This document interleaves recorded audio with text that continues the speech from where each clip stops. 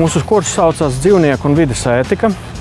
Tas veltīts divām ētiskajām tradīcijām – dzīvnieku aizstāvības ētikai un vides ētikai. Pretēji vispār pieņemtajam viedoklim, tās ir divas dažādas teorijas ar dažādiem pieņēmumiem un dažādiem uzskatiem. Tomēr tās vieno jautājums, kā mums dzīvot un kādu vietu šajā dzīvē vajadzētu ierādīt dabai.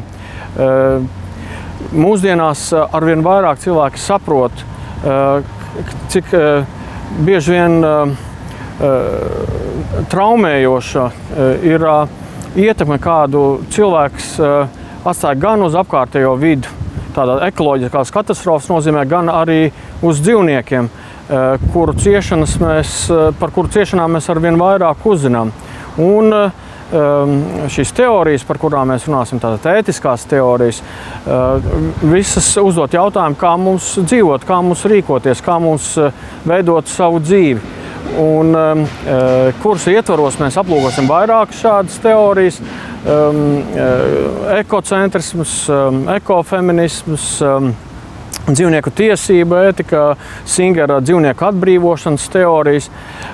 Un palūkosimies, kādā veidā šīs teorijas reflektē par mūsu dzīvi un to,